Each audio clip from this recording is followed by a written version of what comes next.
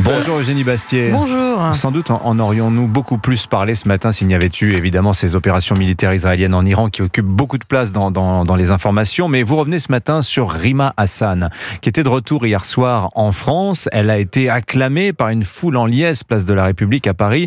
Et alors, vous vous demandez ce matin, Eugénie, que dit la popularité de Rima Hassan de notre époque ?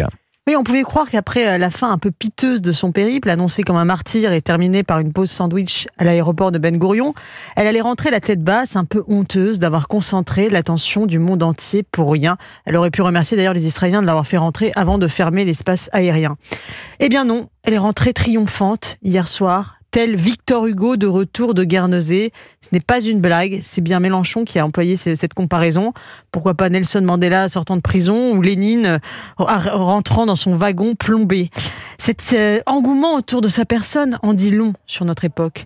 Il y a 18 mois, personne ne la connaissait en France. Elle était conseillère inclusion pour L'Oréal et spécialiste des droits de l'homme. Elle n'avait jamais fait d'intervention médiatique. Le 7 octobre, puis la propulsion par Jean-Luc Mélenchon sur la liste LFI aux européennes l'ont fait basculer dans une autre dimension. Des millions de personnes ont suivi en direct son Koh-Lanta humanitaire sur les réseaux sociaux.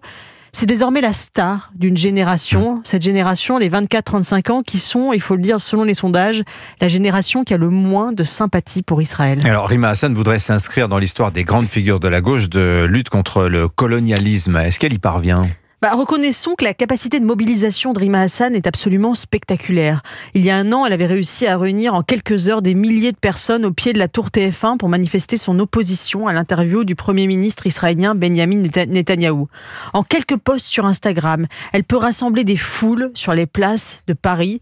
Qui est capable aujourd'hui d'en faire autant ? Alors Rima Hassan aime à se comparer aux grandes figures du militantisme. Elle n'hésite même pas à prendre pour modèle des terroristes du FLN. Mais elle reste avant tout un produit de l'inculture et du narcissisme de sa génération. Imagine-t-on Régis Debray tweeter « Tous place de la République » quand il fut arrêté en Bolivie lors de sa guérilla aux côtés de Che Guevara.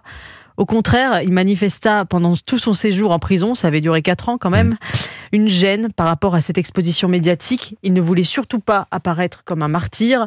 Cette pudeur est d'une autre époque, nous sommes à celle de l'exhibition. Et alors en quoi Rima Hassan, d'après vous, est le produit de notre époque ?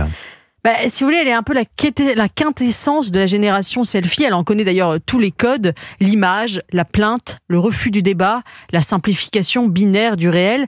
Elle maîtrise à la perfection les réseaux sociaux, ce monde saturé de slogans et de symboles où l'emoji tient lieu d'arguments, pastèque, drapeau, kéfier, génocide. Elle joue d'une exposition permanente de soi sur la toile où elle semble atteinte de ce qu'on appelle le syndrome du personnage principal, c'est-à-dire l'illusion virtuelle d'être devenue un personnage d'exception.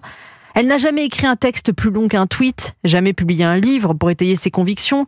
Elle sait que pour susciter l'attention, il faut se dire victime et provoquer, flirter avec l'antisémitisme. Elle n'a jamais accepté un seul débat avec une personnalité en désaccord avec elle. Elle ne se produit que dans des médias amis. Elle est une élue du peuple français au Parlement européen, mais elle ne s'est jamais intéressée à quoi que ce soit d'autre qu'à sa seule et unique obsession, Gaza. Mais même pour cette cause, elle n'a pas de stratégie. Elle ne cherche pas de victoire politique, elle cherche des likes. Le but n'est pas d'agir, mais d'influencer. N'est pas de trouver des solutions, mais d'exprimer son indignation.